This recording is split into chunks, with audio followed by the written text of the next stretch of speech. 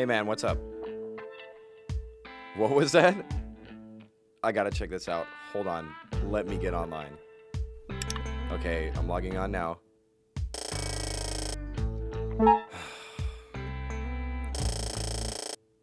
What the heck?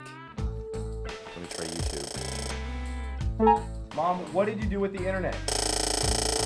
It's not working. Come on, work. Come on.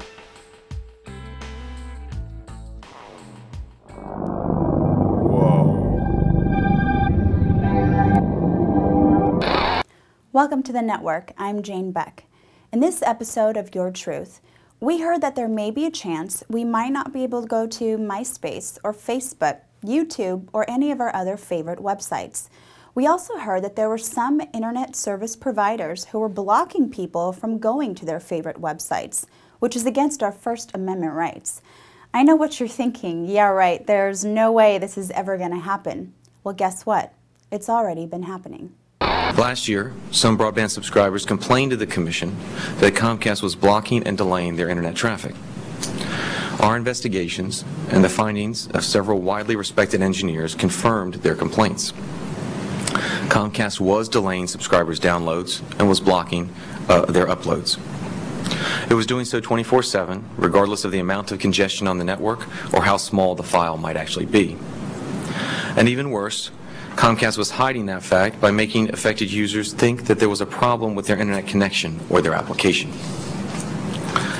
Today, the Commission tells Comcast to stop and to disclose to its subscribers and its customers how it is going to manage traffic on a going forward basis. Okay, so the evidence proves that we've been blocked. So what can we do? Well, we heard that the only way to stop big corporations from telling us what to do or where we can go is if we had net neutrality. So we had to find out, is the internet as we know it about to change, and what is net neutrality? Do you know what net neutrality is? Is that something new for the internet? And do you know what net neutrality is? No. I honestly do not have any clue. Internet neutrality? No. No, I don't think so. Okay. Do you know what net neutrality is? No. Well, you know, the term itself, I have to say, I'm not really familiar with, but the concept, yes. Right. So are you aware of what net neutrality is? I am, and I realize that would give the larger players on the internet the more bandwidth and prioritization, I guess, in access speed, that sort of thing, where maybe websites which are a little more private and smaller would get maybe slower access, right. A little harder to access. Right. So do you know what internet neutrality is? Nope. For sure. It's come up a lot amongst people I know. Why do you think you've never heard of this? Why do you think this is a new concept? This is the first time you've heard this? I'm not sure. It's probably not broadcast. It's not out there enough. Yeah, I've heard internet. I've heard neutral. I've heard neutral. I've heard neutered. I believe it means that anybody can put things on the internet. You don't have to pay to be on the internet, I'm assuming. Well, no, I didn't know of its name, but I knew of the infringement upon freedom of speech on the internet and how they block sites, how they make it so certain people can't get certain information. Someone wanted to download a copy of the King James Bible. And because of Cox's limited communications, because they were being selective as to who they were going to take information from, it came out in public because they could not download this Bible. Well, net neutrality, as defined by Webster's New Millennium Dictionary, is the principle that basic internet protocols should be non-discriminatory, especially that content providers should get equal treatment from internet operators. So, what would it be like without net neutrality? Well, as we said before, you might not be able to go to some of your favorite websites. You may have to pay more for music or movie downloads. We would have censored speech and censored content. And you might not be able to use the services that you want because your internet service provider has made a deal with someone else.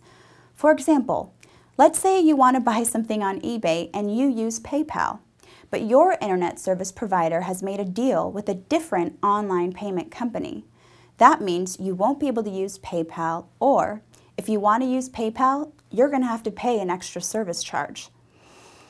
That doesn't sound too good, right?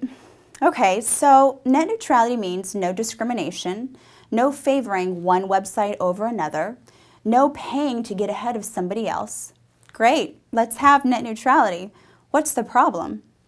Well, as we investigated further into the issue, we found that the problem is that big telecom companies or big internet service providers were telling the government and the people that if we have net neutrality, it would push us even further behind in technological advancement in the world. Wait a minute, didn't America invent the internet? How could we be behind? According to the OECD, the Organization of Economic Cooperation and Development, America is no longer ranked #1 in internet technology, but ranked 19th in the world. So how did this happen? Well, you see, back in the 1990s when everyone used dial-up connection to connect to the internet, you remember that dial-up tone.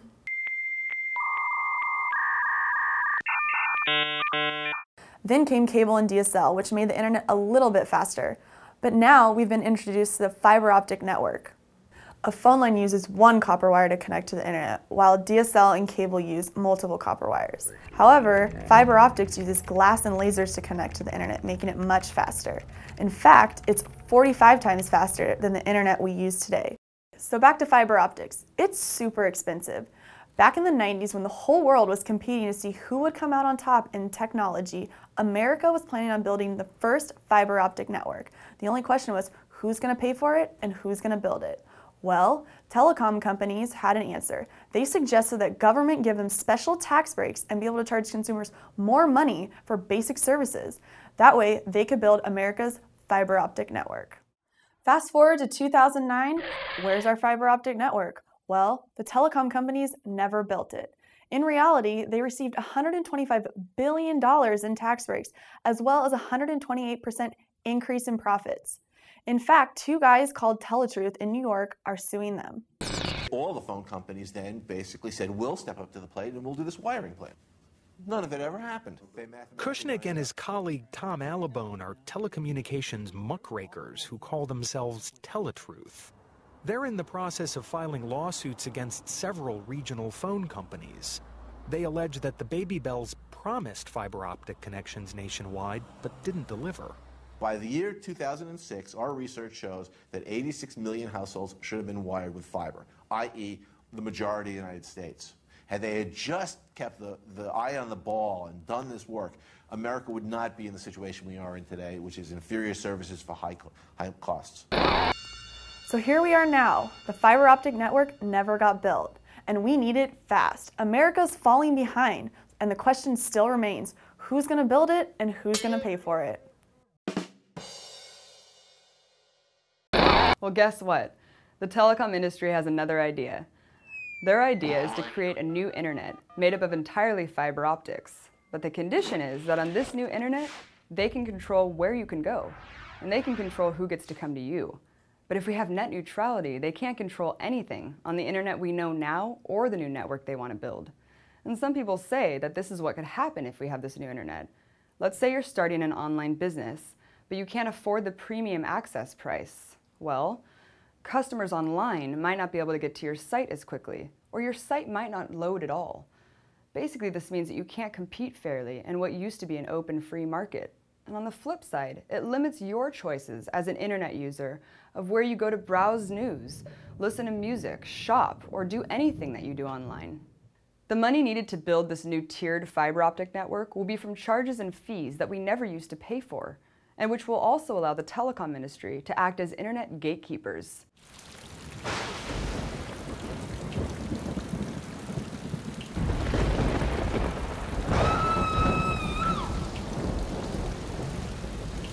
But if we have net neutrality, then the telecom industry will just have to build the fiber optic network as an investment and get a return on their investment based on the quality of their services.